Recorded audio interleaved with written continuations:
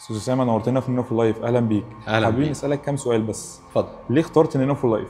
بصراحه انا عملت سيرش كتير جدا عن الشركات اللي بتقدم نفس الخدمه وبتقدم نفس المنتجات، ولما شفت الشركات لقيت ان شركه نانو تقريبا واخده اعلى تقييم، وفي ريفيوهات كتير جدا عن الشركه كلها ايجابيه، وما لقيتش ان في اي حد مثلا عنده حاجه سلبيه مع الشركه، فحبيت ان انا اخد التجربه، وطبعا كانت خير دليل ان انا اخد التجربه معاكم.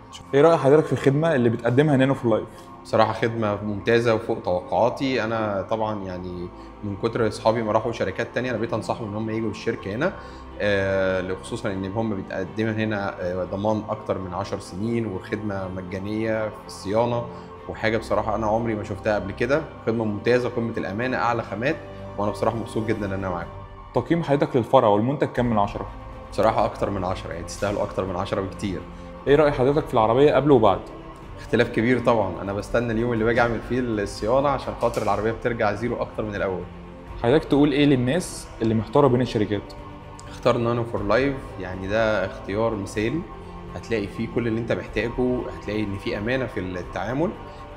هنا الناس مش بيفكروا ان هم يبيعوا البيع وخلاص، او ان هم مثلا يعملوا جاست باينج ذا برودكت وخلاص. لا، الموضوع مختلف هنا تماما. بيشوفوا المنتج المناسب ليك وبيقدموا لك اعلى خدمه واجود خدمه باقل سعر، وده اللي لقيته هنا بصراحه في شركه نانو فور لايف.